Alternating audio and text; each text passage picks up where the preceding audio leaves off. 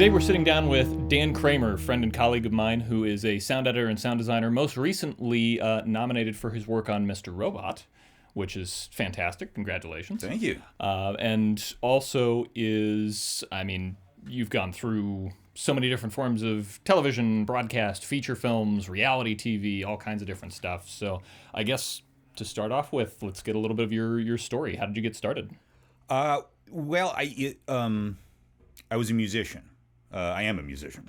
You know, it's like being a Marine. Once you were, you never are not. There's no such thing as a former musician. Yes. Yeah, exactly. But I played, professionally for a long time, which is to say that I didn't have another job.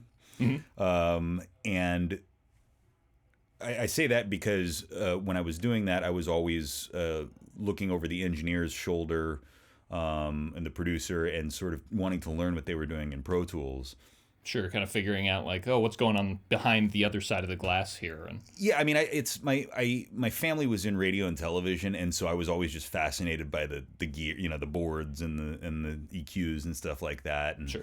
And so looking at Pro Tools, it was just such a cool interface that I was always just sort of, the producers that were kind I'd ask them what they were doing, and they'd tell me.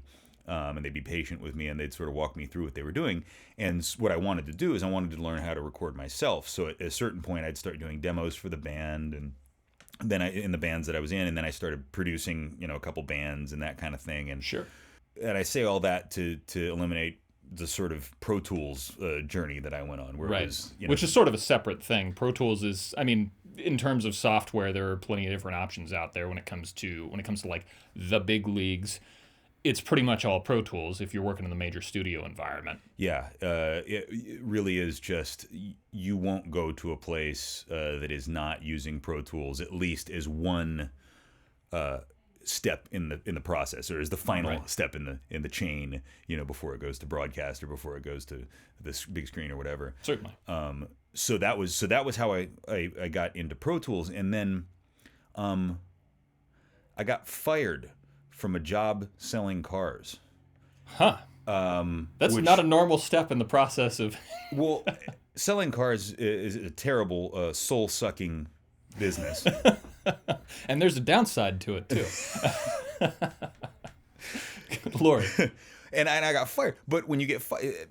People get fired. Car salesmen get fired it happens monthly. It's all the time. They expect you to walk up the street, go to the other BMW dealer. I wanted a BMW, so I sold BMWs. I got the employee discount.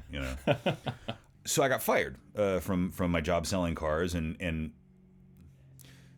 just kind of decided that I was going to do something with this film degree that I had been doing nothing with, and kind of just working crappy jobs that I didn't like, and.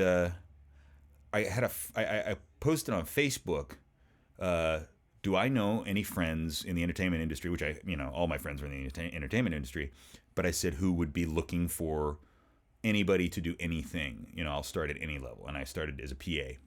Sure. On reality shows.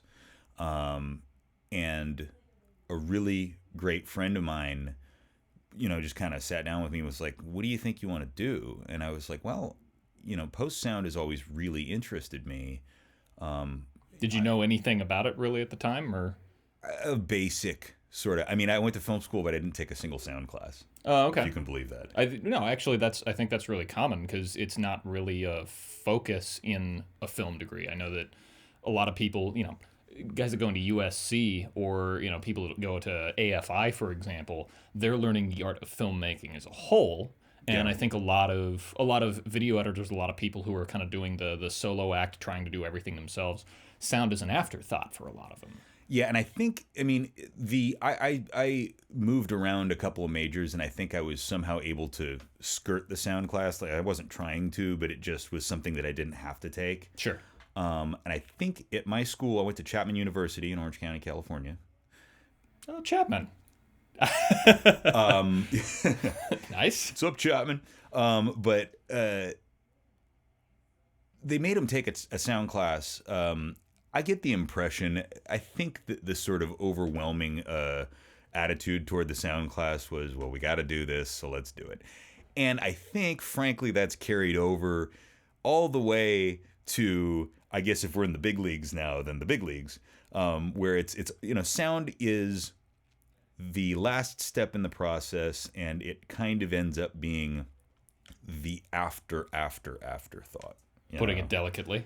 Yeah, it really ends up being and it's just not thought about that much for no reason I can think of. But so anyway, my friend asked me, what I wanted to do, and I said I thought, post sound, and he was one of these kind of guys that goes out to networking events. Okay. I've never been the kind of person who can like really go to a networking event very well. I feel like I'm in a fishbowl. Yeah, I can do that when it's like a one-on-one. Let's sit down and let's chat for a little bit. Yeah, but let's do lunch. Or something. they put you in a room of here's 100 people, go talk. I'm gonna stand in a corner trying to do this. I swear, I feel like I'm on display.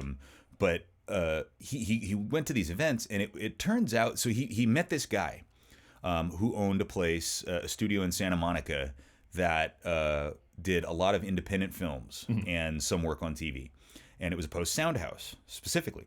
They had, I think when I went there, they had like 2 dubbing stages. They had an ADR room which doubled as a Foley stage. That's always good. I did a fair amount of Foley in that room. They had a small like VO booth, and that was just about it. And but they were getting some fairly, I want to call it the high budget of low budget. Right. You know what I mean? And it was great because I went and met this guy, and he said, well, we need someone to intern. It was an unpaid internship. Sure. And I was 27 years old. And I said, okay. I was living at home then, living at home at 27 years old, and just looking for a change. And I thought this was going to be the change so went in and started answering phones and getting coffee, and it being an independent place, and it being the kind of place that didn't have a lot of money for things, I'd start sort of helping out on cutting Foley on stuff. Sure, you end up wearing a whole bunch of different hats and kind of.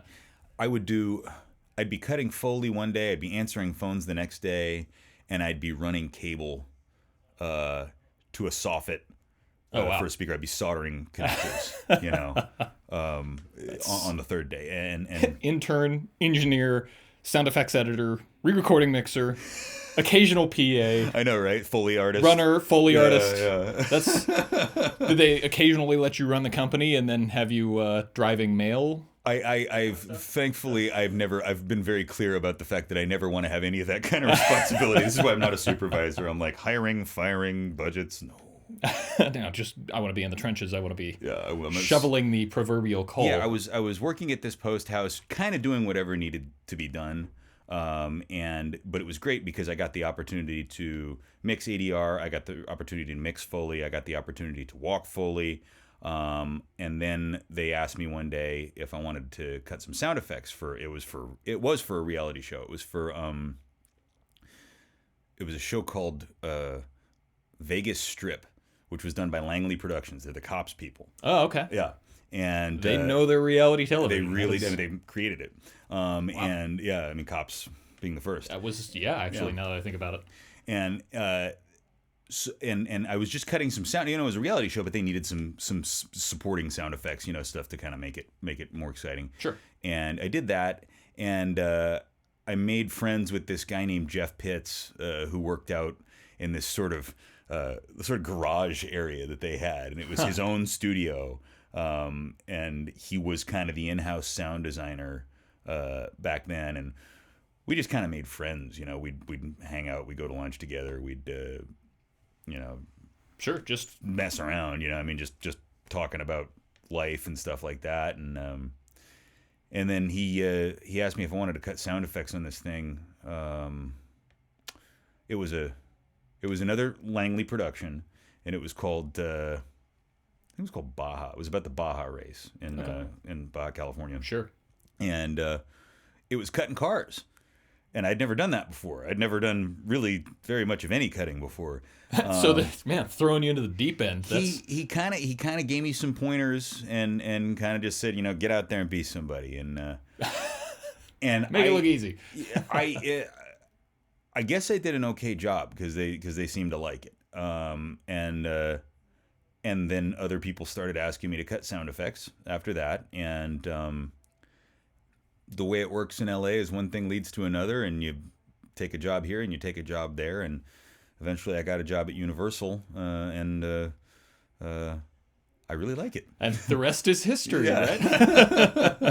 No, I think that's one of the, again, big, I don't want to say misconceptions, but it's sort of a taken for granted detail of a lot of this stuff. When you're working solo and you're just trying to make content for yourself, or you're trying to make content that interests you, you tend to forego a lot of collaborative opportunities, maybe unintentionally, and especially in Los Angeles, but I think in anything entertainment related and I guess creatively, that sort of collaborative energy and being able to find somebody who's maybe doing what you want to do better than you feel you're doing it, and learning from them, getting the time in with people who are willing to say, yeah, I'll give you a shot. I'll show you this one random thing. That's sort of the bread and butter of how to step up the game, how to get into the I guess higher reaches of whatever part of the industry you want to.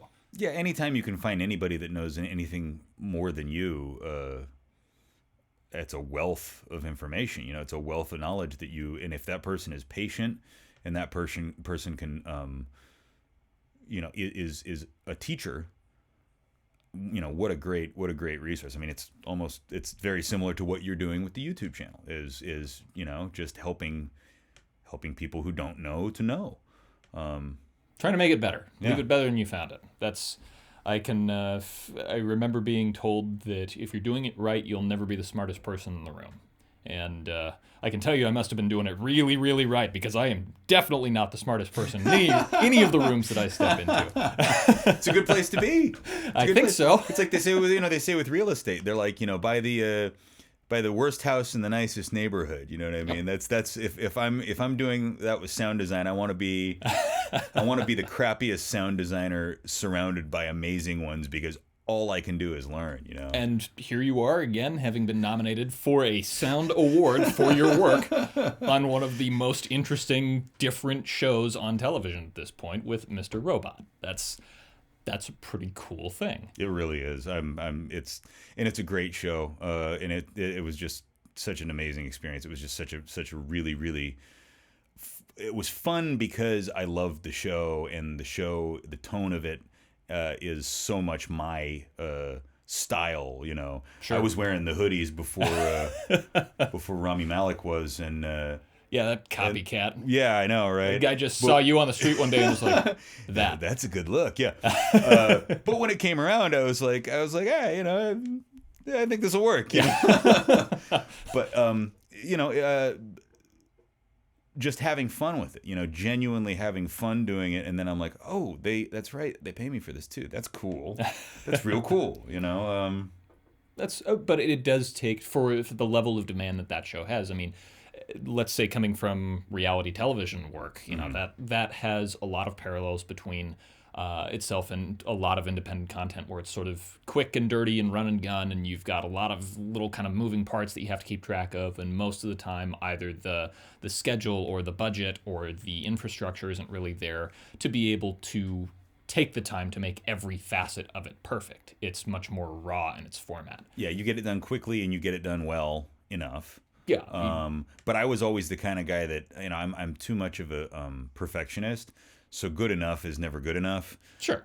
So whenever I was doing those shows, and I guess that's how I got, if I'm good, I guess that's how I got good, was doing the best I could, even when I knew the content didn't necessarily, I don't want to say it didn't deserve it, but, they weren't going to be used to it being done that well.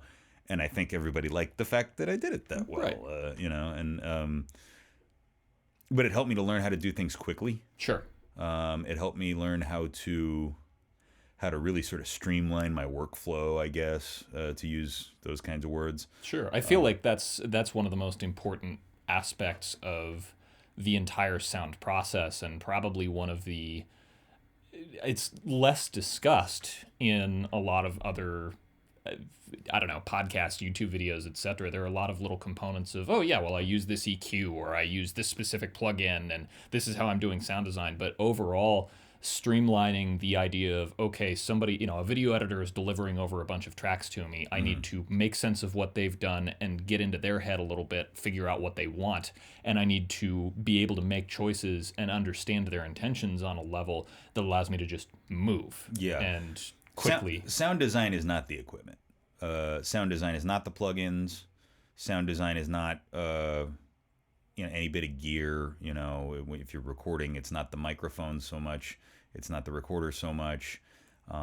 It's the knowledge of how to either use those things, and it's the knowledge of the story that they're trying to tell. If you're talking about like a video editor or a director or a showrunner, Sure. Being able to interpret what they are trying to communicate, the way they're trying to tell their story. The tools are just how you get the story told. And there are lots of great tools, and, we can go on and on about all that, of course. Sure. But yeah, I mean, sound design is more, sound design and sound effects editing is just about knowing the way a story needs to be told and then knowing the way sound works to tell it.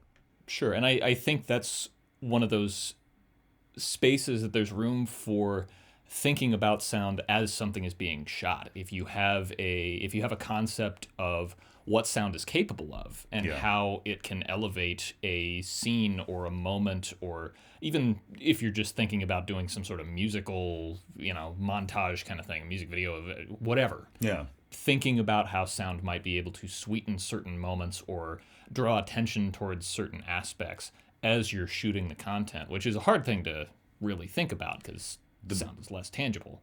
The best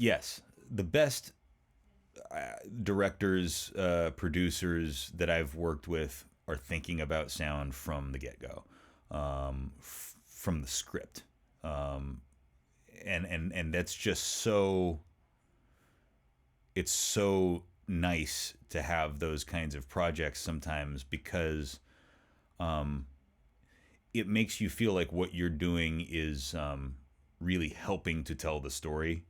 And it makes you feel like it gives you a little bit of, where there's that sort of stress because you're responsible. Mm-hmm. And it's a lot of, it's like if somebody hands you a baby, you're like, I've got to care for this thing. Oh no, we did an episode of Mr. Robot last season that had one line of dialogue in the whole thing. It was a 50 minute long episode, 45-minute long episode. One line of dialogue in the whole thing. And I mean, for us, that really it was a great challenge because you go, I really need they're giving me a lot of responsibility here. I've really got to bring my A game to this. Sure. Because it's all me and music, you know what I mean? Yep. Like, you take my away team and music, You take away the standard narrative is told through dialogue and is told through speaking, and not so much telling exactly what a story is, but you have something to follow that's easily communicated. Whereas I guess relaying all of the information, all of the ideas that Sam Esmail, the creator, wants to impart to his audience and wants to tell in his story, now all of that responsibility lies on sound. Plus, on top of that, you've got to fill a sonic space. If you've got a 5-minute long scene and you've got certain elements like that are storytelling sort of, that are really relevant to the plot, then also you really should have other things going on that gives, the location life. Sure. If there's something off screen, if we're in New York City, there's, so maybe some horns or a siren or something like that. Right. And it's so not only is it telling the story, but then it's also selling the reality. And I think that's probably the biggest difference in what I would think of as amateur content versus professional content when it comes to sound, because you have the attention to detail paid of, we're not just going to record one background layer of something and toss it in and have one sound effect playing. Yeah. All right, in order to bring New York City to life, you have to have people walking. That's if you want to maintain separate control over that, you've got to have recordings of just that. You've got to have multiple different layers of traffic because you hear everything going on around you. You're not just going to have, one bed of cars going by to your left and that's it. That was one of the first lessons I learned about any sort of any sound effects editorial is it's one thing if you can find a sound that has, like, if we're talking about New York City, we're talking about footsteps, we're talking about horns, we're talking about traffic, we're talking about brake squeals, we're talking about voices. Sure, call outs, that kind of stuff. Yeah. And it's one thing if you find a recording that has all of those, but I don't usually use recordings like that, because when you have a recording of footsteps, horns, you've got a siren go by, you've got some call outs, you've got some traffic that you can sort of move around and place between dialogue holes and that kind of things, horns.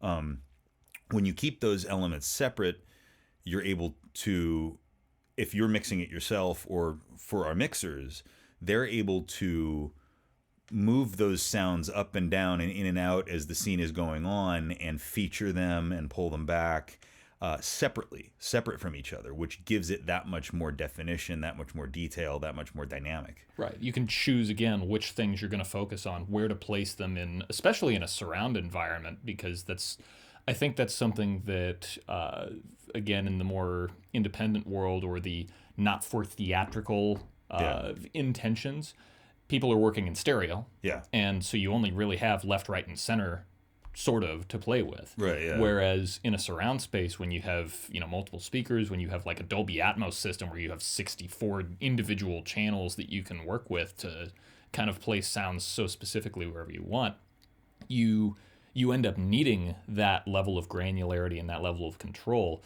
so that you can appropriately fill the space and make it immersive rather than just throwing sound at someone. Yeah, it's a single stereo track is not going to cover it. Of course.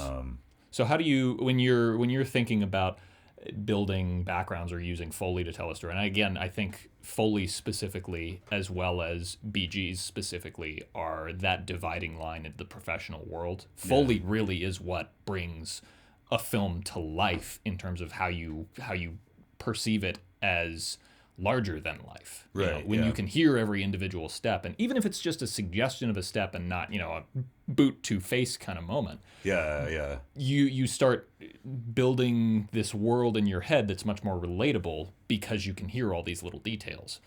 I remember when I was a kid, I used to watch movies and think, why does it never sound like that when I touch the door handle? Why does it never sound like that when I, when I walk? And I didn't realize that was, Foley. And now that I know it, it's just such a cool thing. I've always been a really big fan of the sort of the hyper realistic Foley. Mr. Robot, the final season, had a lot of that. It became almost a stylistic thing that I think Sam wanted to do, where all the Foley was played really, really up front in the mix.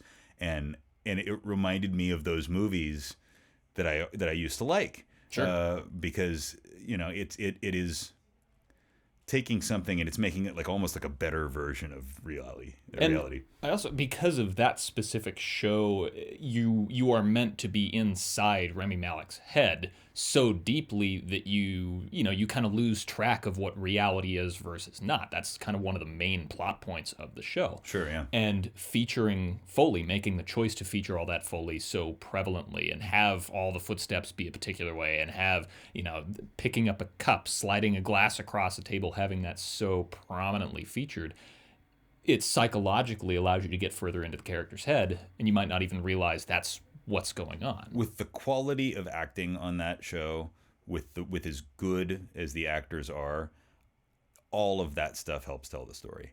If it's a cup sliding across a table, and it's one of those actors doing it, there's always intention behind it. There's always some sort of character behind that. And so, it everything helps tell the story in that way. That's another big argument against being so focused on what plugins to use or what software is best, or Mac versus PC was the argument for a long time. I don't know that it really still is anymore.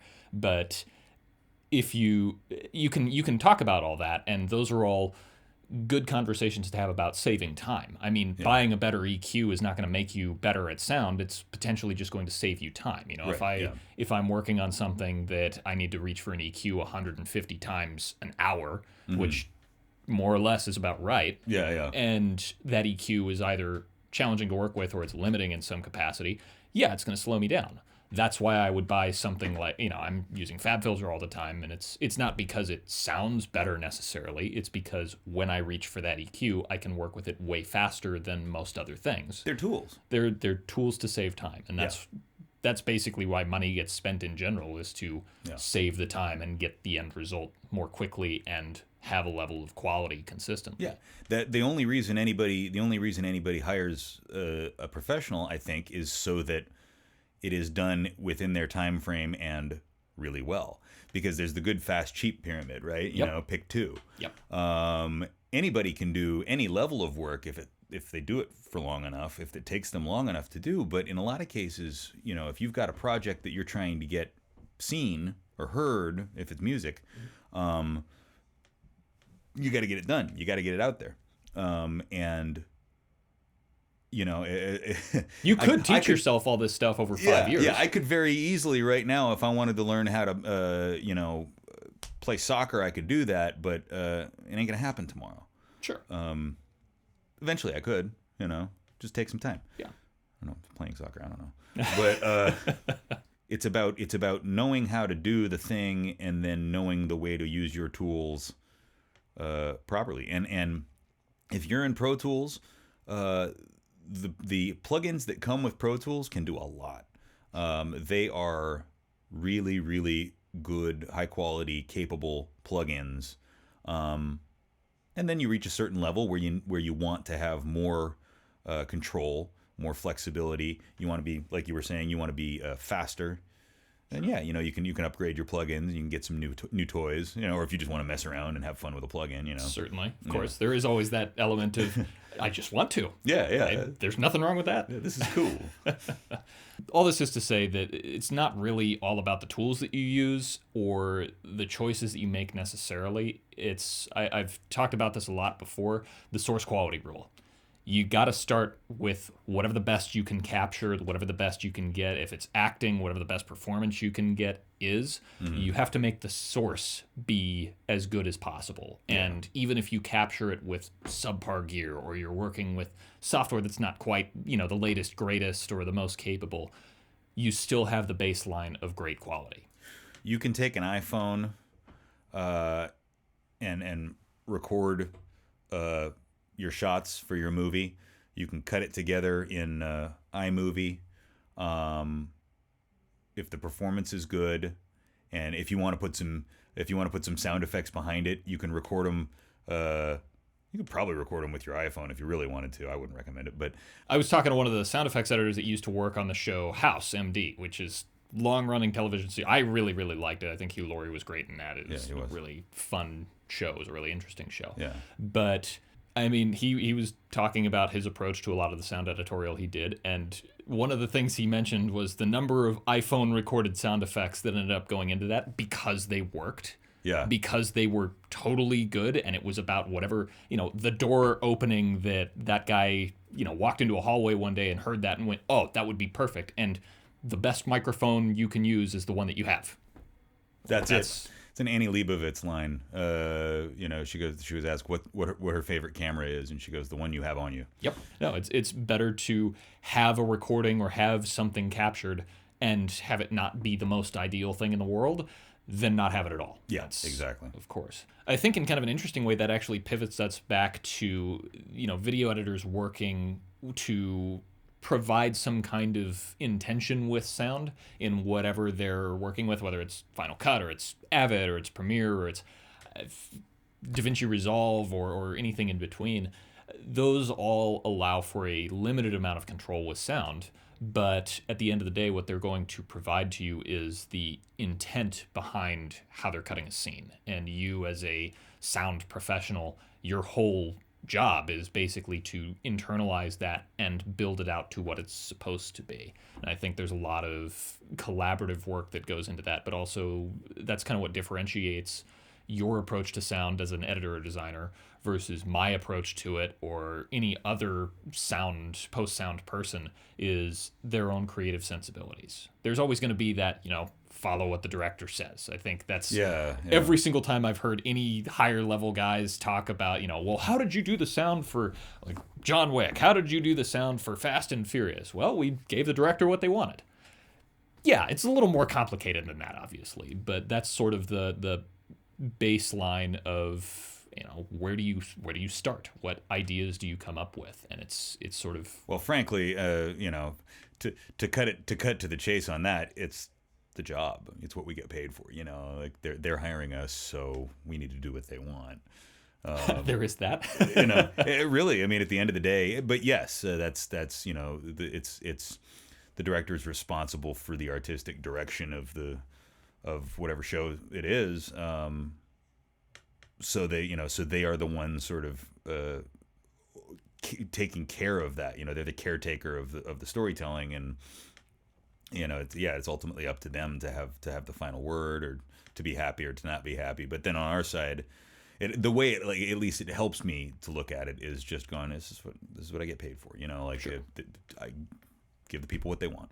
That's there is always that. Yeah, I've built this really serious geekish mobile sound effects rig that it took me a couple years to do, and few $1,000s, more thousands than I would probably than would be sane to spend. Gentle way of putting it. Yeah, but I can bring it with me anywhere I go. I brought it all around the world, and I can cut sound effects from pretty much anywhere in the world. So at the level that a major studio might want you to be able to do. Yeah.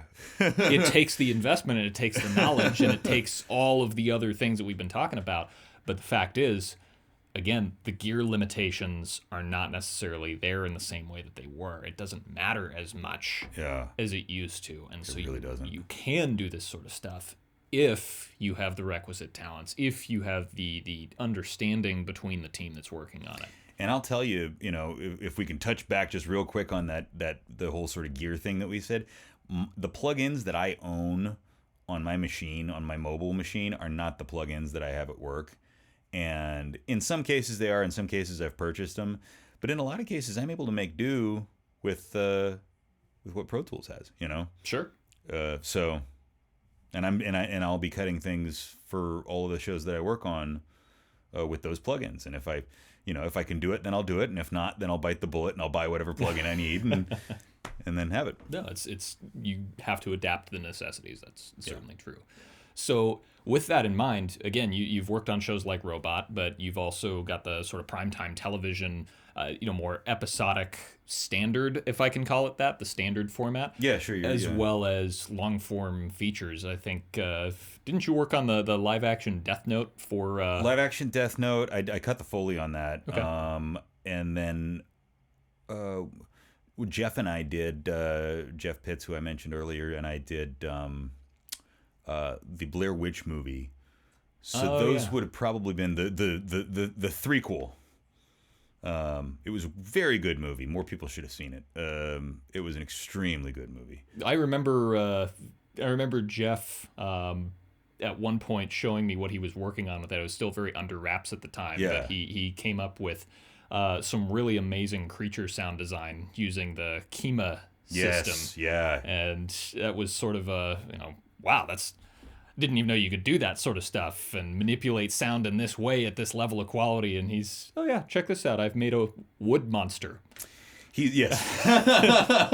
plays exactly, listen to the sound effects without any picture. And it's like, yeah, that's a monster made of wood. Monster made of wood. Yeah, there you go.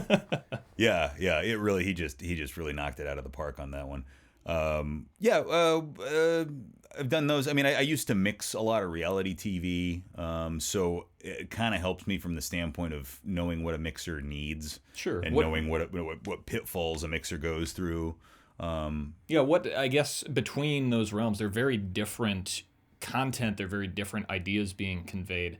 But again, it's sort of like music as a whole versus post as a whole. There's a lot of translation.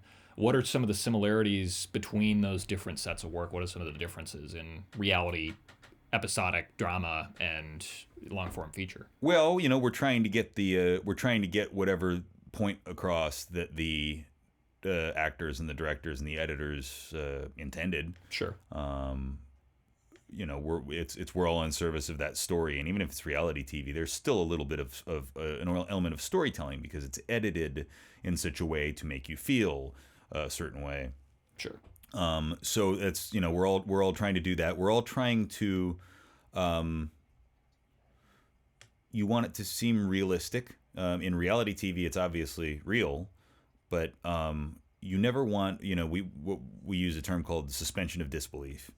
When you're watching a movie or a TV show, and it's fake, it's a narrative, with actors and a script and lines. This did not happen. It did not actually happen in real life. It's not happening in real life, sure. But they have to keep the viewer in a place where you don't think about the fact that it's fake. You're in a state of suspended disbelief where it doesn't, your disbelief is held back, is held off. Right. You forget that this isn't reality. You just are immersed in what's happening. Yeah. Unless there's a stylistic thing to take you out of that. You have to make it seem like a real place in a real time. And in a lot of cases, so with what I do, a lot of that stuff was recorded on a set. And they're, so if we're supposed to be in New York, they're in a set that is an apartment that's supposed to be in New York. Well, the set is on a stage somewhere, maybe not even, maybe in Los Angeles. Right. You have to create that world outside to make it, to convince the viewer without them thinking about it that you're in an apartment in New York. Sure. If they're firing a gun on screen, those guns that they use in film and TV don't sound like real guns. And even then, a real gun sounds fairly, it sounds like a pop. Right. So you have to make that sound like what people imagine a gun sounding like, That's I think that's another one of those great examples of realistic versus cinematic. Yeah. I remember hearing an interview about how they did the guns for Inception, which at the time I thought was this, wow, that's amazing that they had all these different layers and all these different, and after the fact kind of realized after recording a bunch of guns myself, after cutting a bunch of guns myself, that, that's how you make Hollywood guns. That's just how you do it, yeah. Yeah, that's just what it is, where you have, 20 different perspectives of a firearm recorded somewhere quiet. Mm-hmm. And then you line up the transients of everything. So phase matches, you get that coherence, and then all of the tales and all of the characteristics are built out in sync with each other. Mm-hmm. And then you can pan them within a space as well. And frankly, there is a lot, when I'm cutting guns, I add a lot of mechanism movement. You'd never hear that if you're standing, even if you're standing right next to somebody who's firing a gun, all you're going to hear is a loud bang. And then not much of anything after that. Yeah, quite little after that. Yeah, but you're seeing the slide on the pistol go back and forward. I think people like to imagine that is something they would hear. Sure. So I add that. I actually think guns specifically are a great example of how to think about building sounds and layering sounds if you don't have a concept of how to make those choices in the beginning. Look at what something like that is. You have a trigger mechanism, you have a slide, you have an explosion, of course, you have a shell being released, and you have those things working in concert with each other that, again, when you're just sitting around a shooting range somewhere and you hear that, you hear a bang and that's all. Yeah. But layering all those little accents together, you suddenly get this very hyper real, larger than life and really intense mechanism that, again, you can get inside a story and give a weapon character and a little bit of life to it when ordinarily it might not have it. Yeah, I've designed guns. I tend to do it if I'm doing a gun. I try to make it the maximum, as Hollywood as possible. As much sort of glitter sprinkled on top of it as I can. And then on the mix stage, if they're looking for a little bit more of an honest, realistic sounding one, they can mute that stuff. It's fine. I'm not married to anything that I cut, but at least they have an option to have more Hollywood excitement, I guess.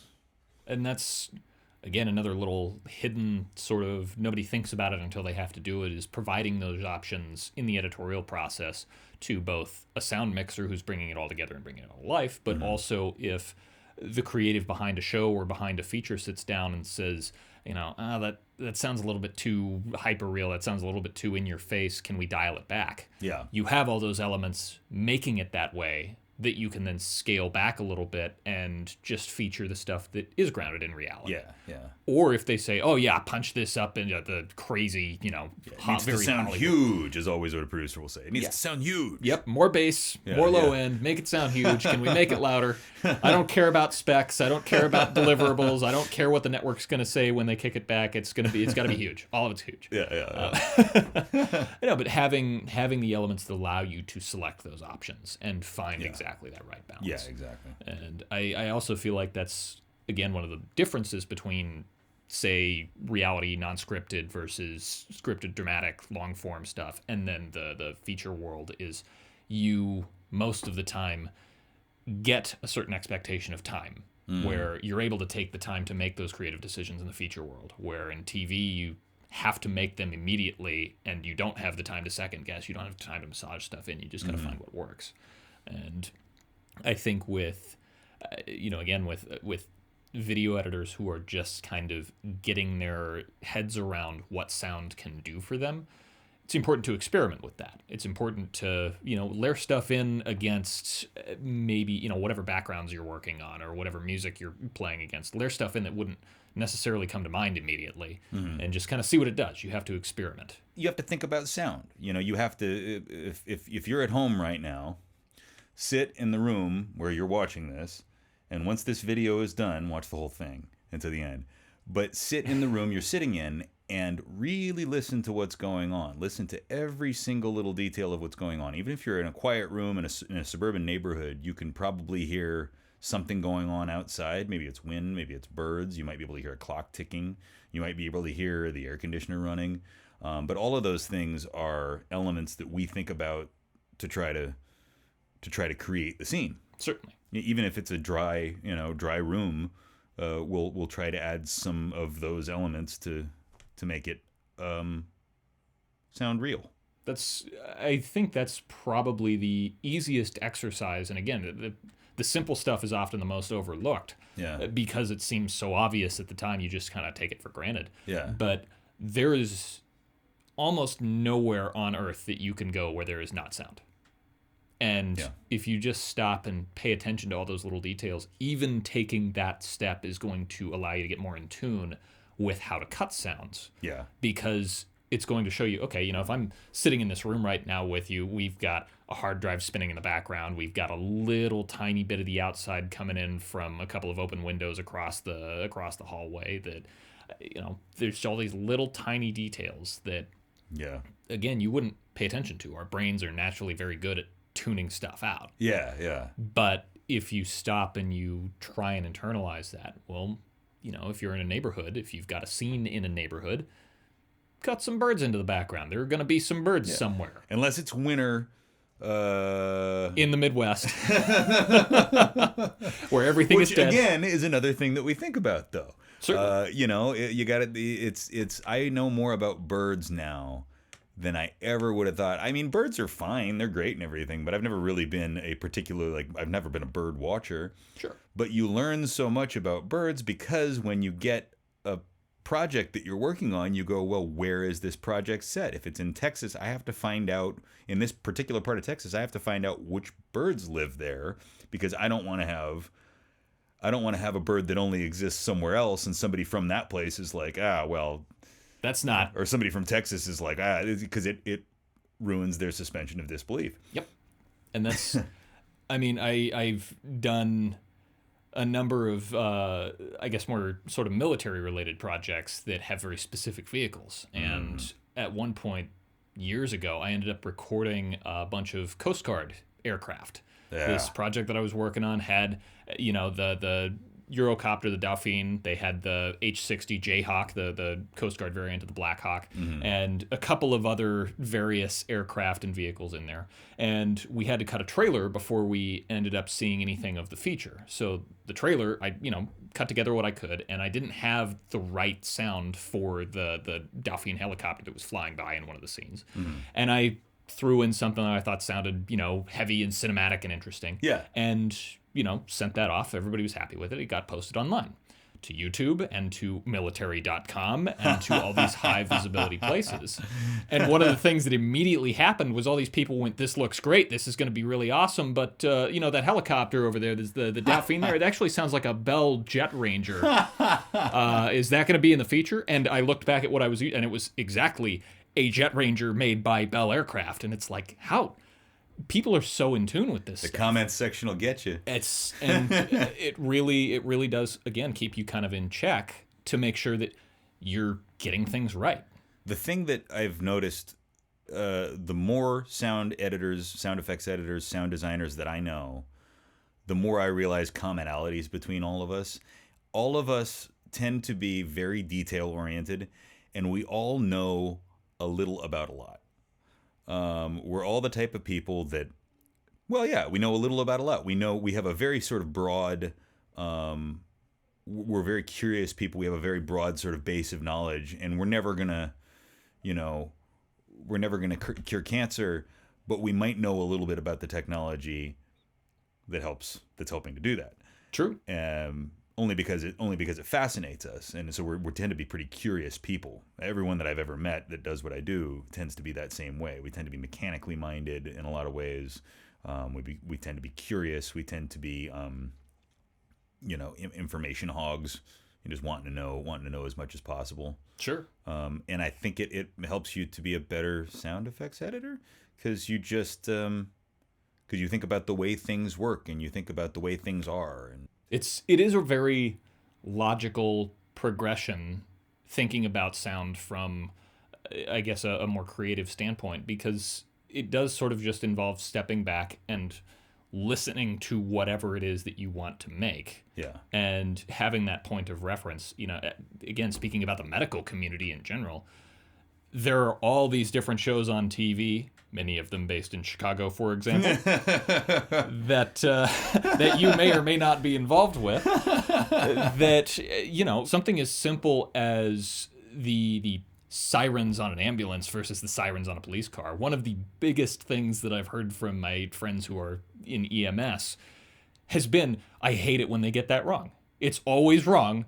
Why is this always wrong? This is what a police car sounds like. This is what a fire engine sounds like. This is what an ambulance sounds like. Get it right. And you guys have to know what the differences between all those things are, why and when they use certain sirens versus others, what code 3 versus code 2 might be. And it's just this, all these little details that you don't really think about until you have to be authentic to it and represent it right. It's fascinating to learn that stuff. Absolutely. It's fascinating to because you get to step into somebody else's world maybe even more closely than the viewer does, because we have to know this stuff, or else, you people are gonna get us in the comments section. You know what I mean? And I appreciate it. It's good to know when. It keeps everybody. If somebody calls me out on making a mistake, that's knowledge I need to have. Sure. So it works out, but it's just really fun to learn about these things that you wouldn't normally. The average person wouldn't normally get to learn about.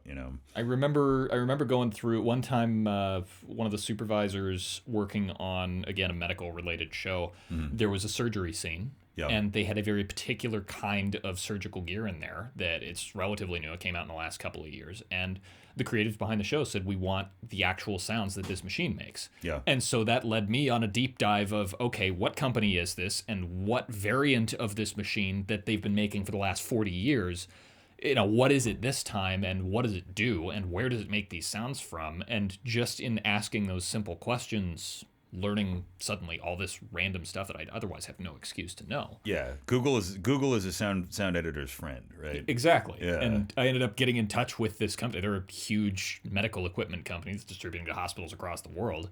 Getting in touch with a representative from them and getting walked through some of this so that we could do justice to it and bring the audience, again, just that little bit further step into the authentic, realistic realm. Yeah. That's huge. That's what pushes boundaries, I think, in sound work, is taking another step to blending reality with cinema. Yeah, exactly. One of the most important things in my mind with this whole process of creation is collaboration. Not creating in a bubble, not, going off into your own solo space and relying entirely on yourself necessarily. You can do that with certain realms of creativity. I think music has become one of those things that the tools have evolved to the point that you can do that in the creation of the music. It's in the same way there are certain parts of the process in film or in content for video, sound for video, that you can do that. Yeah. But allowing a bit more collaborative effort so that you as a video editor, for example, can focus exclusively on cutting the best material you can. Yeah. And then bringing it to someone who is exclusively focused on bringing the sound side of it to the best possible level they can. If I was going to give any advice to somebody who is sort of one man banding or one woman banding or one person banding their situation, if they're shooting and editing and doing the sound and all of that for their project, I'd say it's just a matter of taking your editor hat off and putting on, your sound effects editor hat and really pump yourself up inside because you have to really think about it in a sort of bit of a vacuum. We're all thinking, as sound designers, we're all thinking about the finished product and we're all thinking about the story that's being told, but we're thinking about it strictly from our perspective. Right. And the video editor is usually thinking of it primarily from their perspective, and they do quite a bit of temp sound as well. But there's only going to be so much. There's only going to be so much they can do. There's only going to be so much we can do. We all have to work together. It's collaboration. So if you're doing that yourself, I'd say maybe just try to really separate yourself from the other elements of the process when you're doing the other elements of the process. Right. If that makes sense. And again, that can be challenging, but having the ability to cut with video in mind to make it look great, and then step back, cut sound to either impart the intention to a sound professional or to get the best sound that you can on your own, independently of picture. And then stepping back again and marrying those two things together and thinking, okay, how do these things work off of each other? And making adjustments to both simultaneously. You have to be in that perspective. You have to be in that place where you are strictly thinking about the sound, but you also have to have an eye on, you're strictly thinking about sound, but you're conscious of the way it's working with picture and the story that's being told and all of that. But you have to separate yourself and go from that and come at it from that perspective in order to have the right sort of approach, I think. So with all the things that we just talked about in mind, there are a lot of mistakes that can be made at the independent level. There are also a lot of issues that come up in the major level that there's this perception that the pipeline would be perfect, or that we'd have this narrowed down to so much of a science that it can be just a sausage factory of you put the quarter in and you get a movie, and that's it. Do you see, what are some of the things that you see, even at the highest levels of entertainment, that maybe people could work on, or maybe could be improved upon, or mistakes that get made? Yeah, it's weird to call it a mistake, because everybody, when you're talking about a creative process, it's so subjective, and everybody works differently. Everybody's got a quirk. I've got them, you've got them, and all of you people who are listening or watching have them too. I don't have any quirks. I'm a perfect, immaculate human being. I've heard that about you.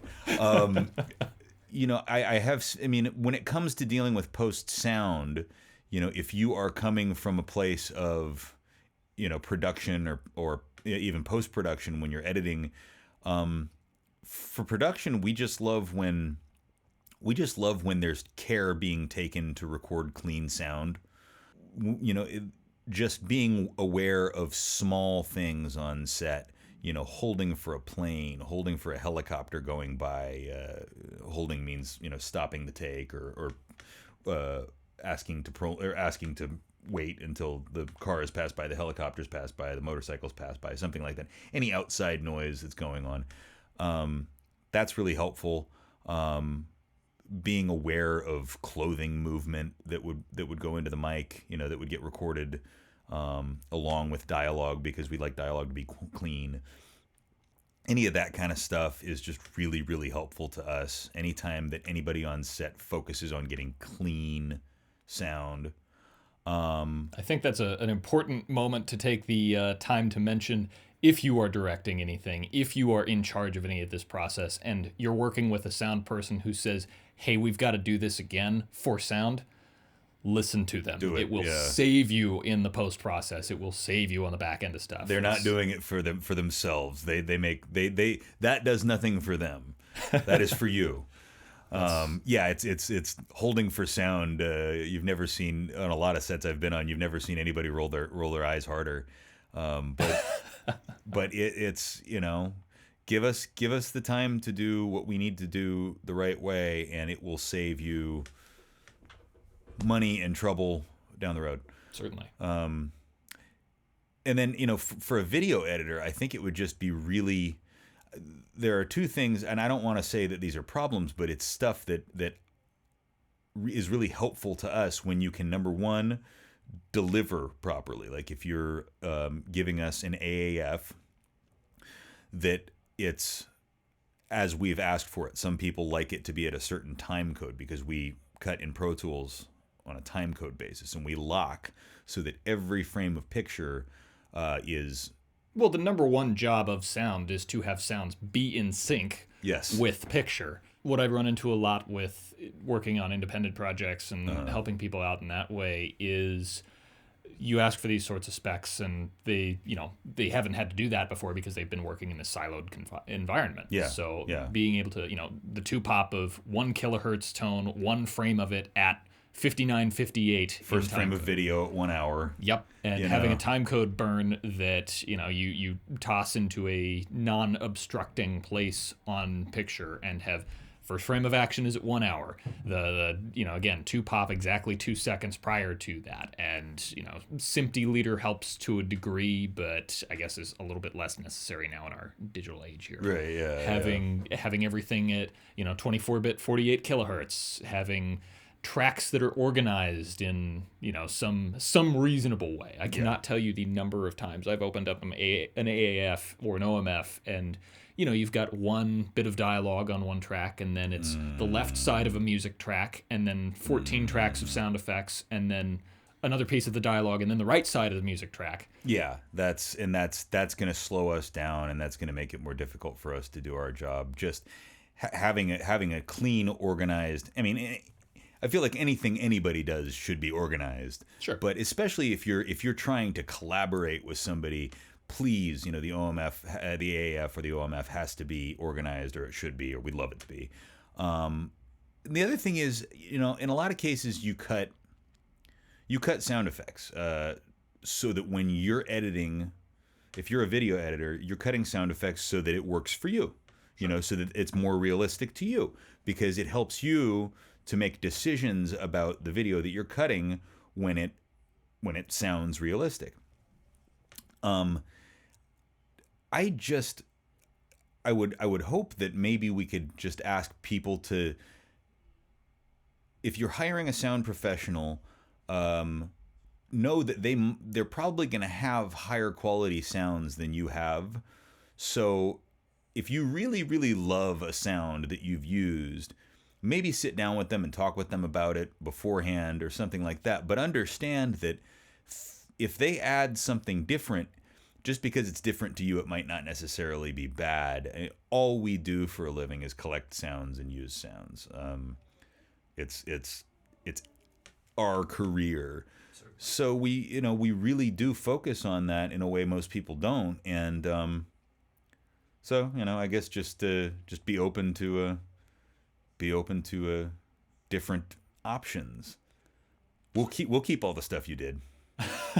It'll still be there. It'll still be exactly the way that it was originally intended. Yeah, But yeah. being able to build around it, sweeten it, fill it in ways that, again, these video editing programs, for example, they're not designed to do it the way something like Pro Tools is, and most of the spaces that video is cut in are not designed to handle theatrical mixing or mix for home entertainment. Even it's usually just a couple of speakers in an edit bay somewhere that again, it's enough to establish an idea, but it's not enough to really get it sounding the best. If you're editing in stereo and I've got a 5.1 or a 7.1 or an Atmos environment to fill, it's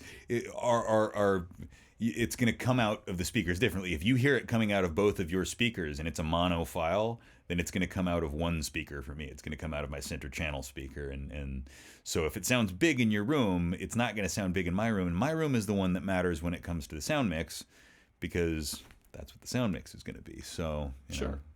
It's the last part of the pipeline. You got to have everything come together there. And I think I guess that touches on one last big topic that you already kind of addressed, but specifically in collaborating with a sound person or thinking about the way that you're cutting sound effects in, you have to be open to those sorts of changes. You have to be open to those sorts of adaptations of your idea, because they might work a lot better when you've established a foundation, but you get some nuance from another perspective.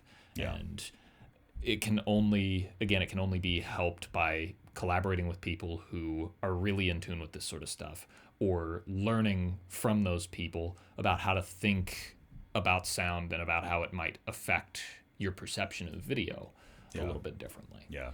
And if you're a video editor and you've got a sound team, never be afraid to ask them early and often for sounds. If you don't have a sound that you love for a certain thing and you're trying to cut it in to temp in a sound for a video project that you're working on, and you have a sound editor, you have a sound team, because to be blunt about it, it makes their job easier in the long run, because at least the sound that you've loved and used is something that they have given, and something that they're not going to have to go and figure out and sort out and denoise and